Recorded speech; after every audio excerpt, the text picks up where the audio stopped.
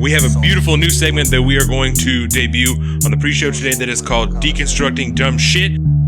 It's almost as if these people that are getting into these programs have no actual sense of what money really is and what it really means, because they've never had a fucking job before their whole life. Everything's taken care of them for their whole life. Do you see there's a new petition coming out of Eastern Washington to split Washington down the middle? They want to call it liberty. Get it going, Colin. Live. Go sit down. We're out here. We're streaming. We're live.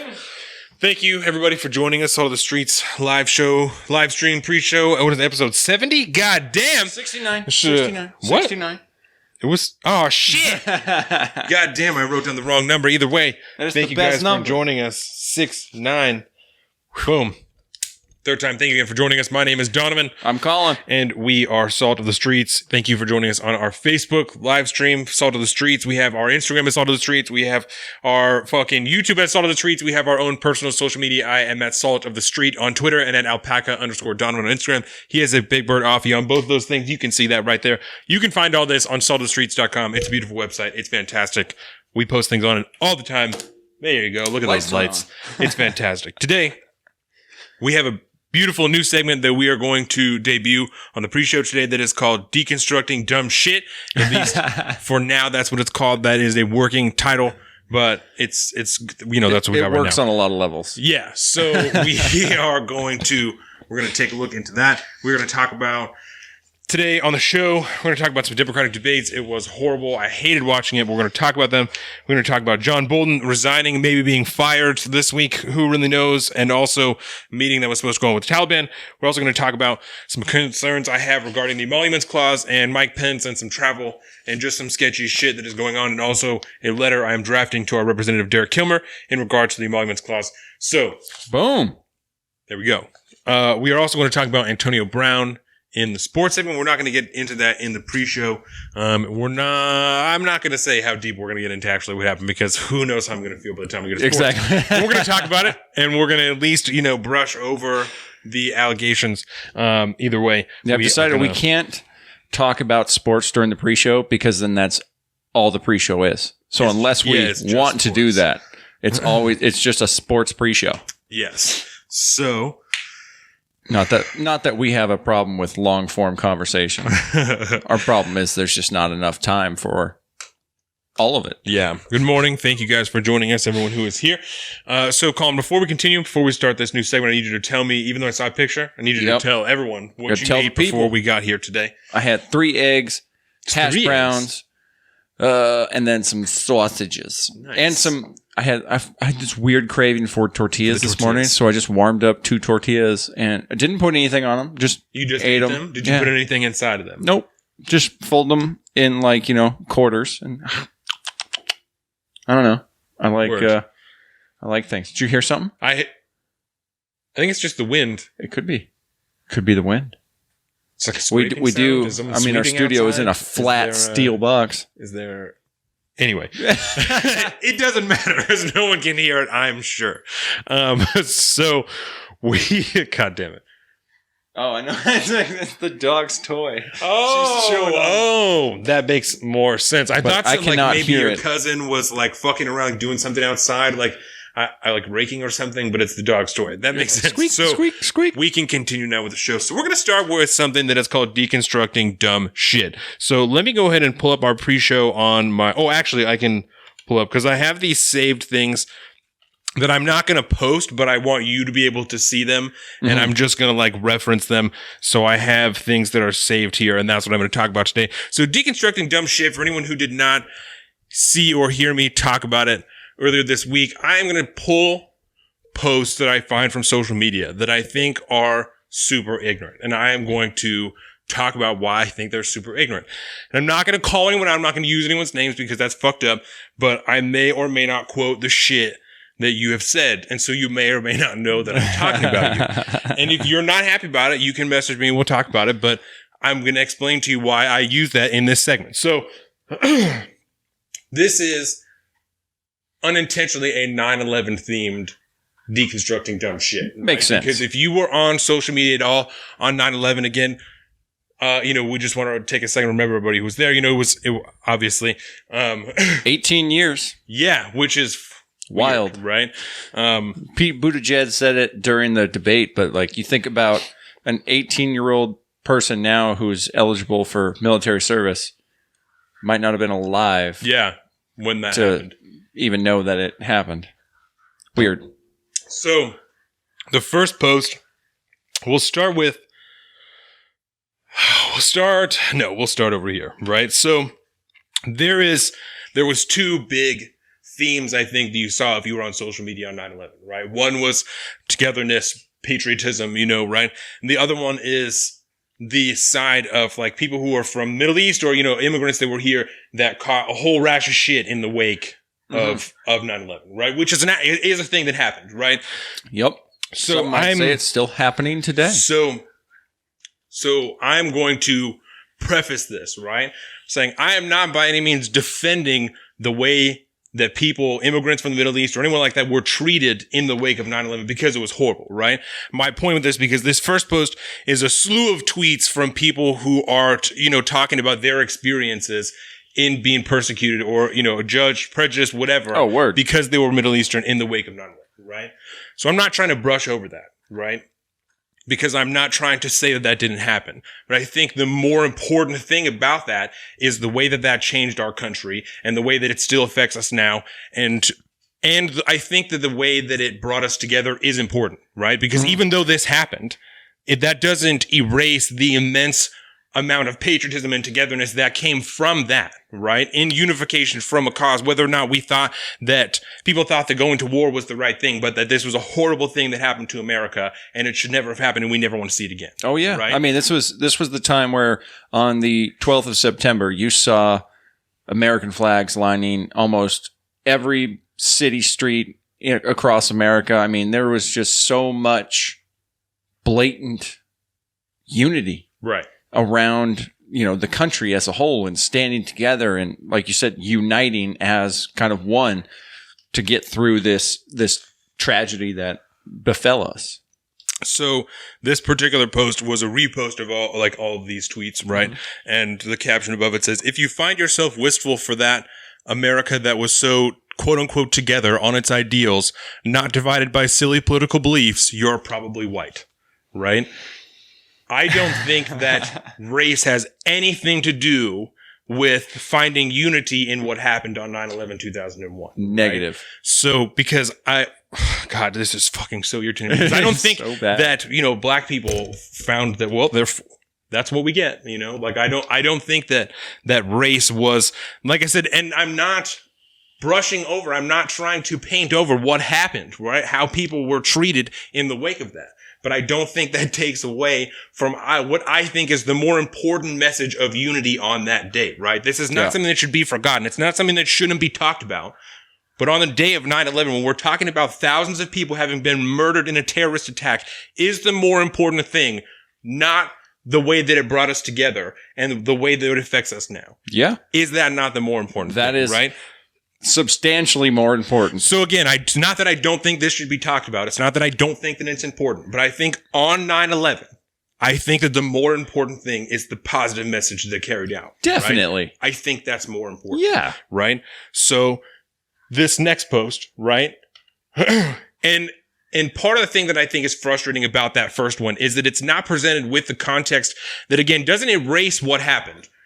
Okay. Right. Sorry. So the took a sneak peek at that one. So I think it's also important. The first one doesn't provide the context. Again, it doesn't erase what happened, but you have to consider the absolute minuscule amount that the majority of America even knew about the religion of Islam when that happened, right? The knowledge of the general American that we have now, that we possess about the religion of Islam is immense compared to what it was then. And it's right? still like infinitesimally small. So again, it doesn't erase what happened there. But the fact that most people didn't know that all people who were Muslim were not trying to destroy America, that was a pretty pervasive thought then, because people didn't know that. The way that it's presented was not, yep, you're seeing that, you're seeing it correctly. So,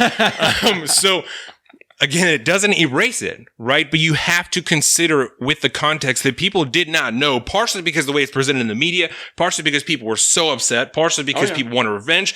They didn't understand that there is a difference between Islam and radical Islamic terrorists, right? Because those are two vastly different things. The majority of people who are Muslim do not wish death on America, right? Especially not the people who live here, you know? You know what I'm saying? Especially the people who live here, right?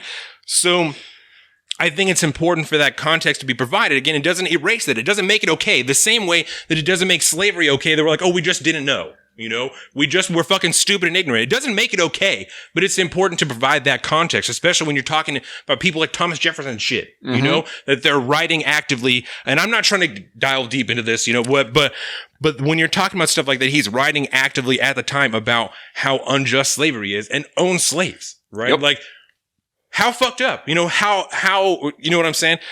To me, it's a similar ideal, right? I can see that. It doesn't make it acceptable. It's still fucked up, you know, but you have to understand the context of when that was happening, right? Yep. So this post was shared on 9/11 also, right? This is the second one. And it was a reshare of this meme, right? That says, it's a picture of the Twin Towers where the second plane is about to fly into it. And it says, every time a Muslim stands up in Congress and tells us they will change the Constitution, impeach our president, or vote for socialism, remember, you said you would never forget. They said they would destroy us from within. So it's also important to know Muslim is spelled incorrectly in this post, right? It's Moslem. That is not the way that you spell Muslim. So use that to paint, you know, the true validity of this post, right? Yeah. Also, I think that this is a really good example of an unacceptable idea towards people who are Muslim, right? In America today and in the world today, right? This is some ignorant shit that you would expect to see the day after 9/11, 2001, that you're like, God damn, these motherfuckers are trying to take us down from within. Yeah, you know? When everybody's lost. It's been 18 years. If you don't now understand and recognize the difference between someone who is Muslim and a radical Islamic terrorist, you are fucking ignorant. That's it. There's no excuse. You are fucking ignorant. If you can't see someone walking around in some type of head cover and think, that's fucking terrorist, you're fucking ignorant. That's shitty. I'm not going to say you're a piece of shit, but that's shitty. That is a shitty thing for you to think. Super racist, super fucking prejudiced, really fucked up. You know, here, we're not one to throw around like, that person's a racist. That is fucking racist if that is the way that you carry out your life. If you're still thinking everyone who's Muslim is trying to take down America, you're fucking idiot. That is fucking ignorant, right? So, I'd say America's probably the home it's probably the only home for a real kind of version of secular Islam. Yeah. I mean, if there's any room for that at all, you're going to have that in America because we don't believe in things like, you know, theocracy, which Sharia law is. You know what I'm saying? It's something that's not accepted here. It's not something you cannot conduct your life under Sharia law and live a legal life in America where you can expect to not at any point do some fucking jail time, probably prison time, you know? It's impossible. You can't live out your life that way unless you know what I'm saying, make a little cult somewhere and you're off in a distance living your own fucking life when no one's reporting that shit. Yep. But if you're living in a regular neighborhood and you're trying to live under Sharia law, someone's going to report your ass for some fucked up shit that they saw you do, right? Yep. So I'm glad I saw these two things on the same day because I think they're connected in the way, like I said, the first one where it talks about all these different tweets about the terrible ways that people were treated, that, you know, Middle Eastern immigrants were treated at that time, right? In the wake of that, I think it's important to provide that context. Again, it doesn't erase that, right? Yeah. This is an example of something that I think you could be actively upset about seeing this now. Right? Because it doesn't come with the same context that, oh, people don't know, you know, we're not educated about Islam. So we don't know, you know, that there's not a difference. When at the time in 2001, that may have been, again, it doesn't wipe it away, but it's an easier way to explain why someone may have reacted that way. Mm-hmm. If this is how you're reacting now, you're ignorant. You're choosing not to understand what is going on, or you just don't give a fuck, you know? So I think it's important that these two things are provided, or maybe not important, almost fucking poetic that they're provided together. Right? Yeah, right. That the second one, like I said, is a good example of something you could reasonably, legitimately be frustrated and angry by, because this is a display of gross fucking racist ignorance that shouldn't exist. Should not exist here today. It's just dumb. Yeah. So that is I actually have one more here that is unconnected to these, but it was a repost for the link for the Elizabeth Warren student debt calculator. Oh, God. And it said, if this isn't a reason to vote for her, then I don't know what is, right? If you think that a reason to vote for Elizabeth Warren is so that you can take your tax money and pay for someone else's student loans, that's fucking ignorant. That is fucking ignorant, right? So, and that's just my personal opinion. That's what this particular segment is. But if you didn't go to school, if you chose not to go to college, and if one of those reasons is because you didn't want to take on student loans, right? I think that you probably would feel a similar way, that you are maybe not the biggest fan of your money being taken to pay off someone else's student loan debt when you chose not to accrue student loan debt yourself.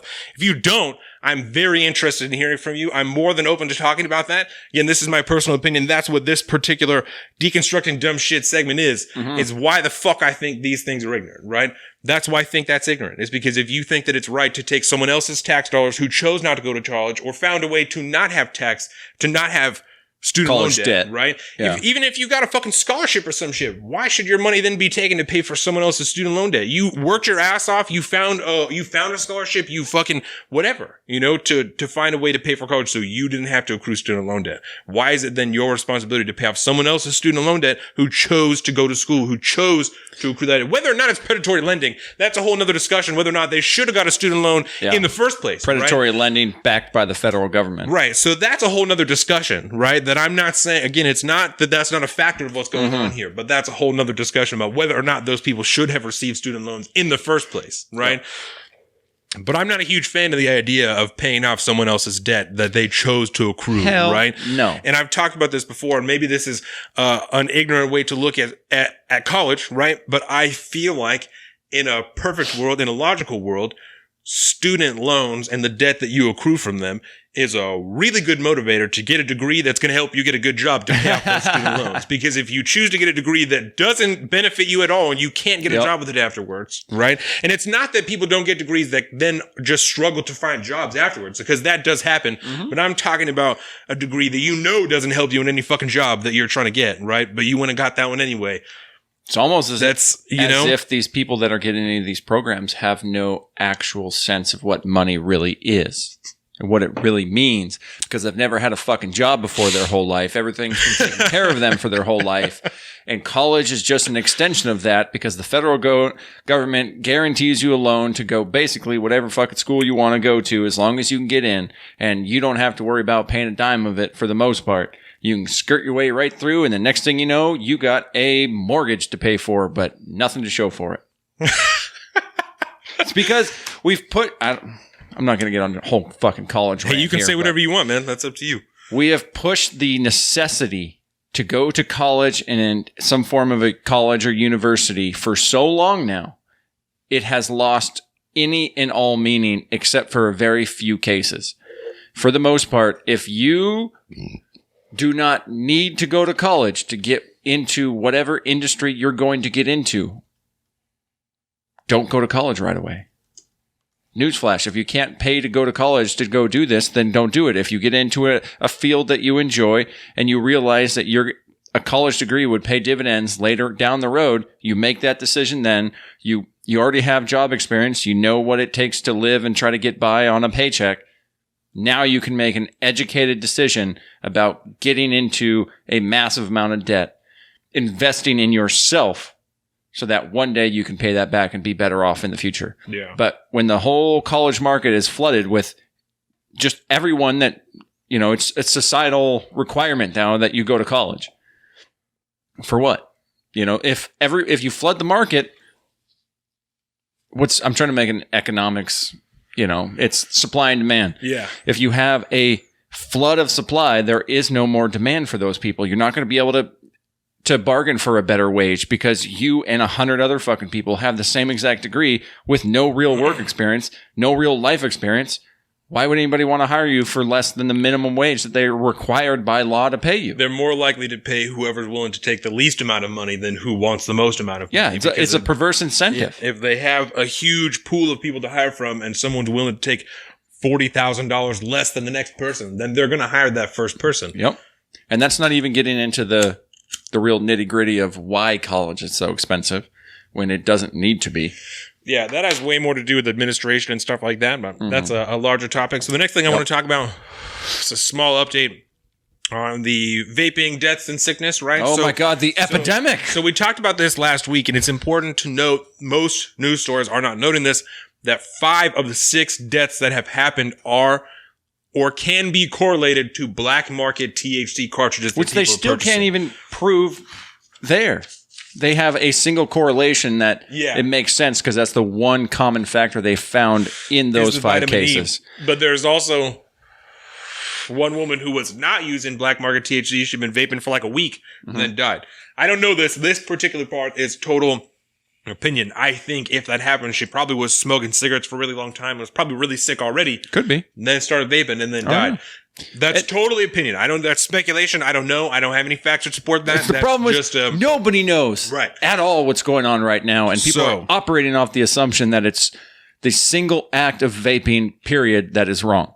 So on Wednesday, right? Yes. I was listening to one of these podcasts. It was fucking up first. Start here. Yes. That's what it was. Start here.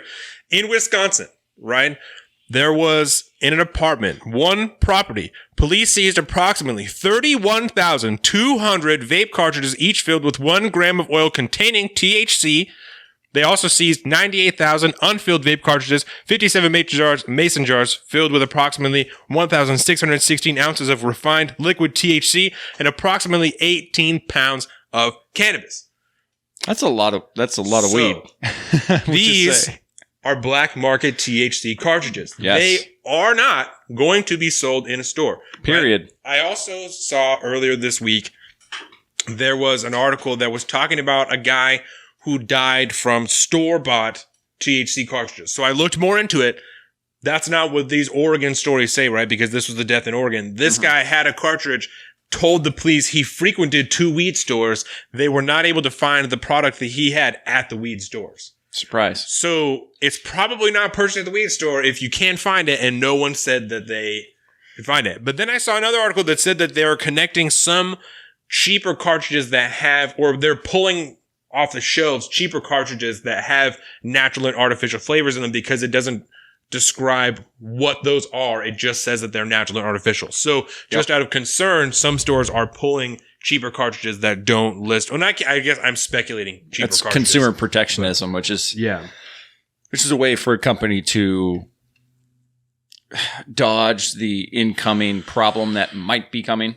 It allows them to take a step back and say, hey, we don't know what's going on. We have enough product that we can sell otherwise. Yes, the one store that they talked about in this, I don't remember what the name of the store was, but it had the largest inventory in Oregon. So it was the bigger store. So they're not going to hurt from pulling, a certain brand off of the shelves. There's enough other brands out there. We don't have an ashtray. I just realized that. I just kind of used the I hope that's okay. That's totally fine. I also saw companies like PAX coming out and saying things on social media that are saying, our products have not been connected with any of these deaths or any sicknesses. We do not use liquid vitamin E. We do not use, anything that's not natural. So I thought that was really cool. You have companies coming out to say, listen, this, it's horrible that this is happening, but we are not part of this. We are not connected to what's going on. We're making a safe product that people can use because, again, the way that it's being reported, it's making it sound like any fucking dab cart that you're going to buy is going to fucking kill you. And that is not by any means. The true public assumption is that this jewel is going to kill you. Yes. And as of right now, this is so...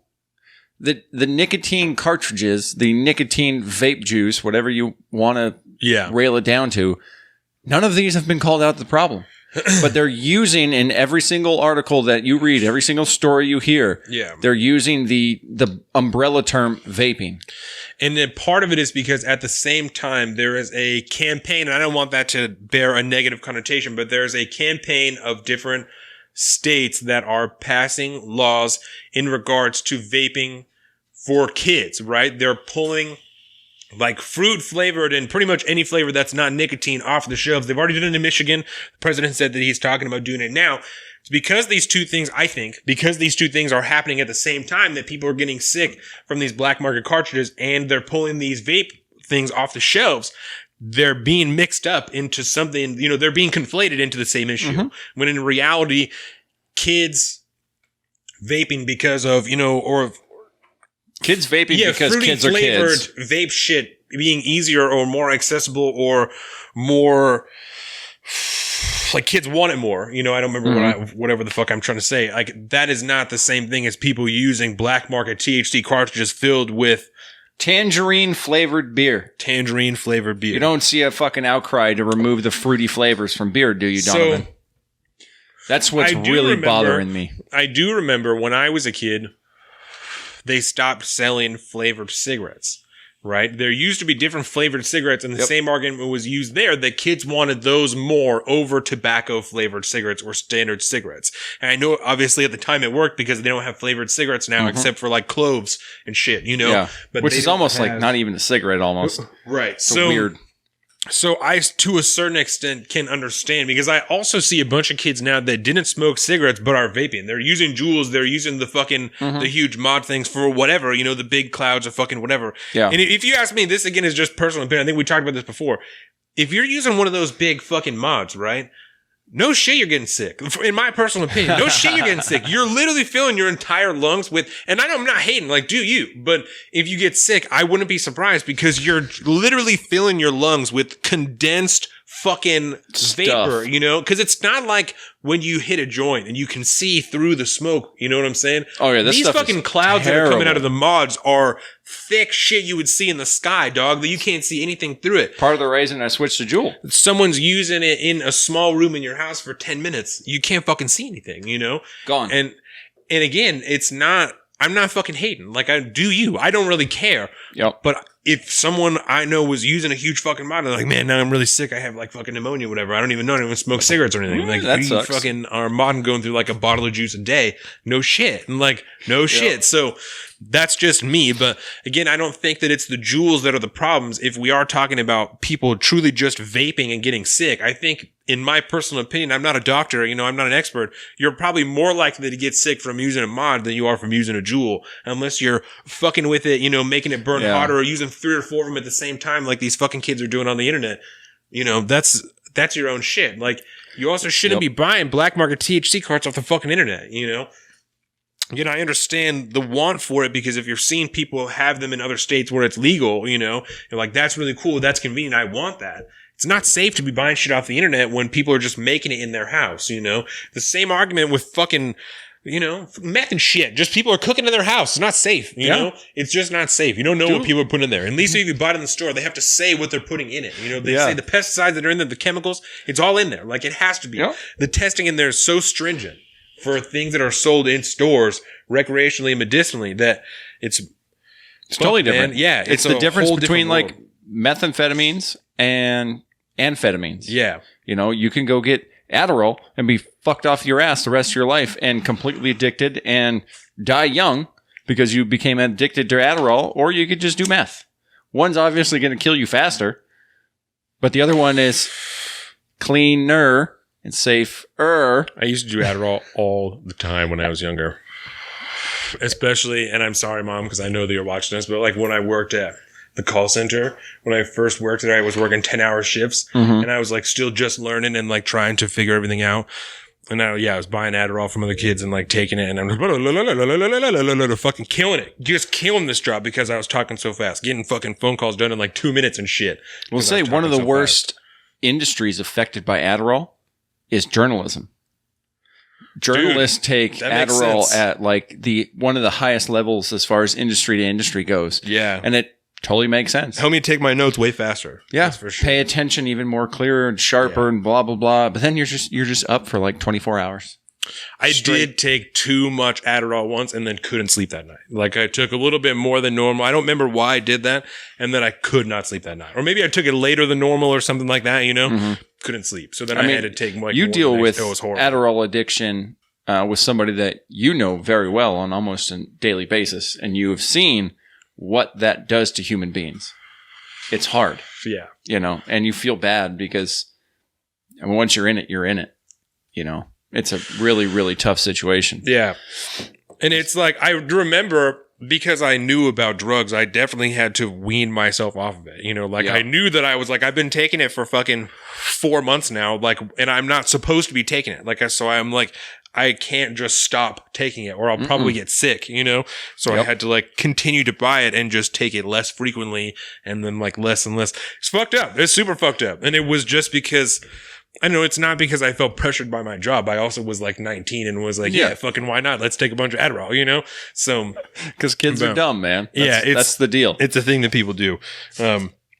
Yeah, so I thought that was interesting, the dab carts thing, because like I said, before we talked about that, I didn't even know that was a thing. I didn't know that people were buying, and I should have assumed that, you know? I should have assumed, of course, people are buying fucking black market dab carts off the internet, but I guess I just didn't consider that, you know?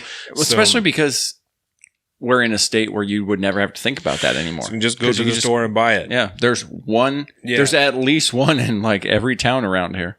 Yeah, so. Fuck, even when I was out east in like the real rural, you know, we're talking MAGA country, Washington.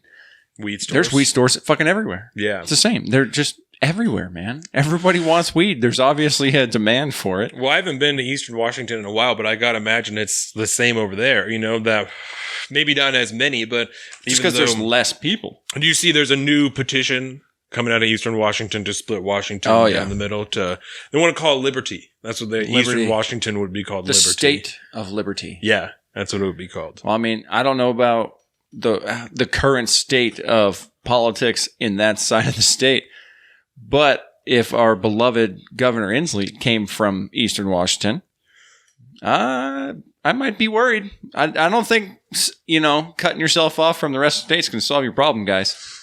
You still city centers, man. Yeah. City centers and rural America. There's a lot of money over here. Is always contentious. And I can't speak to numbers because I don't know how much of the economy is provided from east to west, but I got to imagine there's a shitload of money in the western side of the state that isn't in the eastern. I mean, there's like lots of farming and whatnot over there, but I got to imagine there's more money over here than there is in Eastern Washington, right? Yeah, like industrial money looks a lot different than tech money and, you know, white collar money. It looks totally different, but it's all still there. I don't think there's an Eastern Washington Jeff Bezos, you know? Nope. Like, I think that we got the only one of those. Yeah, I think so, man. But that's just me. I think that might go for, like, most of the world. Mm-hmm. You know, there's Jeff Bezos, and then there's, like, Vladimir Putin and the king of Saudi Arabia. Like, there's different levels of wealth at that level, but it's fucking wild. That dude has so much money. The Prince of Saudi Arabia? All of them. Yeah. Or Jeff Bezos. Jeff Bezos. That's who you meant. Jeff Bezos does have a shitload of money. I mean, realistically, he has just about infinite amount of money. Jeff Bezos? Realistically. He's got less now that he's getting divorced, but he's pretty close to, you know. But the machine that he's built that prints him money faster than... He makes more money that you could print in the Federal Reserve, for God's sakes. I mean, ridiculous amounts. There's, you know, what is he ever going to do with that except just grow his companies and do, you know, random craziness? Is he signed on to, you know, there's that group of super rich people that have all decided that when they die, they're going to give away like 80% of their money or whatever. Like right? Ted Turner. Yeah. No. Is he one of those people? No, it's the other guy. Either way. Is he one of those people? What's that called? I believe so. It's something. Yeah. I don't remember. That's right. While you're looking that up, I'm going to go ahead and give a little brief recap of what we're going to talk about this week. This will be our last thing. We're going to get out of here. So I want to thank everyone one last time for joining us. This week on the show that you can look out for on Monday, we are going to be talking about some Democratic debates, John Bolton resigning and/or being fired, and the Taliban meeting that was supposed to happen at Camp David last weekend. We're going to talk about some emoluments concerns that we have in regarding Mike Pence. If anyone doesn't know, the emoluments clause is part of the Constitution that regards the president taking anything other than his salary from the federal government, right? So it's like that's why every making president, side cash. That's why everyone except for President Trump, every president other than President Trump has put their businesses, their money, their, you know, whatever they own that they've made money on before they're president, they put it into a blind trust. So they have no control over it. They're not actually accruing money from it until they are out of office of the president, right? So Many people's concerns with emoluments began when the president did not put his businesses and all of his finances into a blind trust before he entered the White House. So we are going to talk about that and other concerns that people have had since that happened, including myself, renewed ones that happened in the last week. But he's stayed some 296 days at one of his resorts since he's been in the White House. Lots of people have concerns about that because federal taxpayer money is being spent on Secret Service people staying there, him staying there, any of his staff staying there, the security that goes into it, the transportation, anything that happens there, not including any of the politicians that have stayed there. You know, he's talking about hosting the G20 there at one of his resorts next time. So there's lots of things for us to get into. Yeah. Again, the renewed concerns that I had this week. So we're going to talk about all that on this episode. You're going to find that on Monday. Thank you everyone for joining us on our Facebook at Salt of the Streets. You can find our episode on SoundCloud at Salt of the Streets or anywhere that you can find a podcast. We have our Facebook at Salt of the Streets, our Instagram at Salt of the Streets, our YouTube at Salt of the Streets where the videos are going to be. We have our own personal social media. I am at Salt of the Street on Twitter and at alpaca_Donovan on Instagram. He's at Big Bird Offie on both of those things. You can find all this on saltofthestreets.com, including all of our episodes, our blog posts, everything. Thank you again for joining us. We're going to get the fuck out of here. Oh, the Giving Pledge. That's what it's called. They've all signed the Giving Pledge. And it was Warren Buffett. That I was thinking it's how much of their money are they going to give away? Total over $500 billion. It's like some percentage of their money. It's like half of it or 80% of it that they're going to give away. And there's a fuckload of people on that list. Is Jeff Bezos on that list? He may not be on here yet. No? That's a shitload of people on there. It's a lot of people. So that'll take some digging. Word. Well, we'll find that out. That's what it's called, the Giving Pledge. Thank you again. We're going to get the fuck out of here. Look out for everything on Monday. Is he on there? Did you find it? Didn't find it. Nope. No Bezos. The fuck, man. Come on, Jeff. Jesus.